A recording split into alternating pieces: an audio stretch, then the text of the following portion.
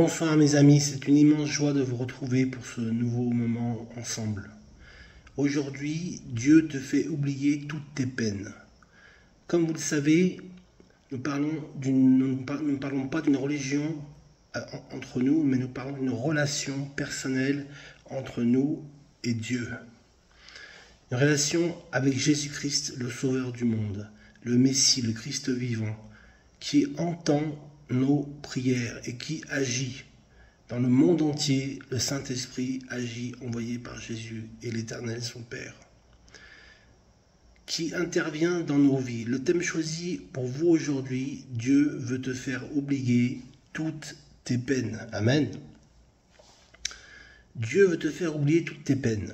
Vous allez me dire, mais c'est un peu fort quand même. C'est un peu facile de dire cela. Peut-on vraiment oublier toutes nos peines ? Eh bien, la bonne nouvelle, je vous la dirai tout à l'heure, un peu vers la fin de ce message, car la vie nous montre que certains traumatismes, certaines difficultés, certaines peines sont tellement lourdes, tellement profondes, qu'il semble impossible de les effacer, de les essuyer, et même de les faire oublier en nous. Oui, nous avons dans notre organisme des systèmes de défense qui nous permettent d'évacuer ou de mettre en sourdine certains traumatismes trop forts, afin de ne pas souffrir en permanence. Mais Dieu a une bonne nouvelle pour vous et pour moi. J'ai une bonne nouvelle à vous annoncer, c'est que Dieu est capable de faire oublier toutes les peines. Amen. Bien sûr, vous pouvez vous en souvenir, mais le souvenir ne relève plus une souffrance. C'est-à-dire que nous ne sommes plus acteurs, mais nous sommes spectateurs. Tenez, je vais vous prendre un exemple. J'ai ici dans une main une petite cicatrice qui m'a été faite par une infirmière quand elle m'a fait un cathéter. Et donc la cicatrice est restée. J'ai eu ça quand j'étais jeune, parce que j'avais des problèmes de santé. Et donc cette cicatrice est restée, donc c'est le reste de la pose du cathéter par cette infirmière. Alors, mes amis, ça me rappelle qu'un jour j'ai eu un accident, un accident grave, et que donc il m'a fallu me prendre en urgence. Mais je n'ai plus mal. Je peux passer le doigt sur la cicatrice, mais je n'ai plus mal du tout. Et c'est justement ce que Dieu veut faire. C'est que des cicatrices, nous en aurons toujours. Par contre, il est possible de ne plus souffrir à cause de ces cicatrices. Tenez, je vais vous rappeler une magnifique histoire. C'est l'histoire de Joseph. Joseph que vous trouverez dans les patriarches, dans la Genèse. Ce Joseph, lorsqu'il sera en Égypte, lorsqu'il sera premier ministre du Pharaon, il va avoir un enfant. Cet enfant sera appelé Manassé, car dit-il, Dieu m'a fait oublier toutes mes peines. C'est Joseph qui parle. Et pourtant, il en a eu des peines, Joseph, ça je vous le dis. Il a perdu sa mère alors qu'il était très jeune. Il avait tous ses frères contre lui. C'était toute une fratrie d'une dizaine de frères qui étaient contre lui. Il a été vendu par ses frères. Il a été injustement traité. Il a fait pleurer son père qui n'était pas au courant de la véritable histoire qu'on lui a cachée, qu'on a infligée à son fils Joseph. Enfin, il sera à la cour de Potiphar comme esclave et ensuite il sera mis injustement en prison. Non seulement cela, mais en plus, plus tard, on l'a oublié en prison. Il fera 2 ans de plus de prison supplémentaire. C'est pas une mince affaire. Une succession, une cascade de peines, de problèmes invraisemblables.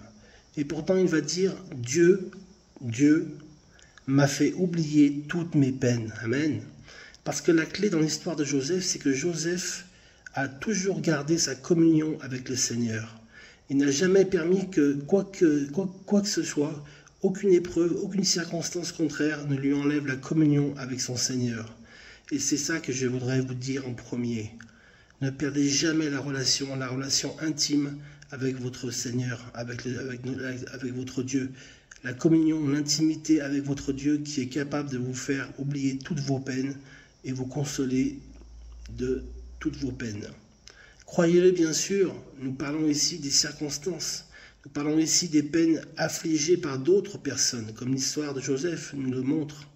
Ensuite, il y a des peines qui nous sont parfois infligées imposées par des circonstances. Je pense à un texte très connu dans les évangiles où il est question de cette tempête apaisée par Jésus.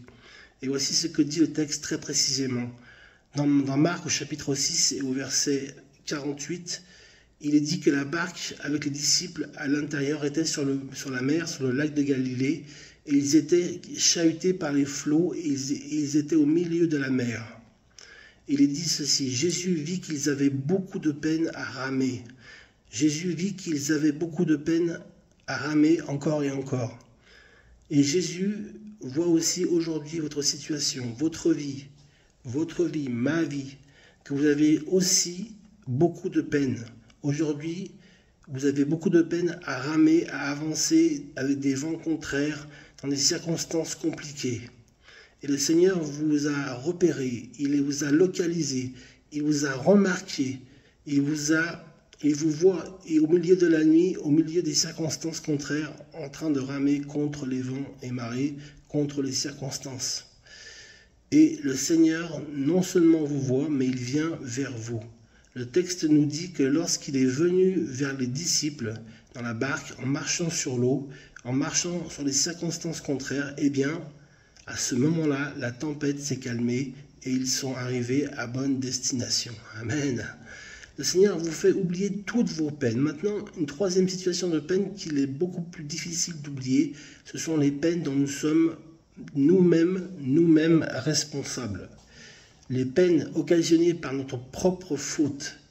Oui, où il y aurait tant et tant de récits à dire, à raconter. Mais aussi d'histoires bibliques à raconter, c'est ici que s'insère vraiment la bonne nouvelle de l'Évangile. La bonne nouvelle de l'Évangile, c'est que le Seigneur est venu se charger de nos peines. Il est venu du ciel sur la terre, il a pris sur lui toutes nos peines. Écoutez le texte d'Ésaïe, chapitre 53, verset 4. Cependant, ce sont nos souffrances qu'il a portées, c'est de nos douleurs qu'il s'est chargé, c'est de nos peines qu'il s'est chargé. Il était blessé pour nos péchés, brisé pour nos iniquités. Le châtiment qui nous donne la paix est tombé sur lui. Amen. Christ est venu pour porter votre peine. Vous portez en ce moment cette culpabilité de vos fautes du passé. Voyez-vous, j'ai remarqué que bien des gens aujourd'hui traînent des boulets dans leur vie, toute leur vie, traînent des masses, des fardeaux, des sacs à dos incroyablement lourds dans leur vie à cause d'une bêtise de jeunesse.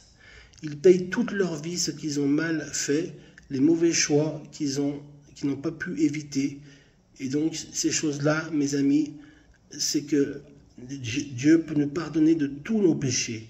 La bonne nouvelle, c'est que Jésus s'est chargé de cela, de nos fautes, de nos péchés, et il veut vous libérer de cela. Écoutez encore, pour être libéré, il faut confesser cette faute. Confessez vos péchés, et Dieu vous pardonnera tous vos péchés. Il faut reconnaître son besoin, il faut amener dans la lumière, au pied du Seigneur, au pied de son trône, au pied de la croix, amenez votre peine au pied du Seigneur. Amen. C'est lui qui pardonne toutes tes iniquités. Alléluia, nous dit le psaume 103. Et encore le psaume 32 ajoute cette phrase extraordinaire.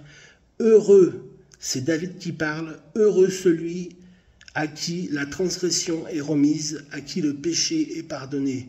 Il va dire, tant que je me suis tu, tant que je n'ai rien dit, j'étais mal, j'étais malade, j'étais mal dans mon corps et dans mon âme.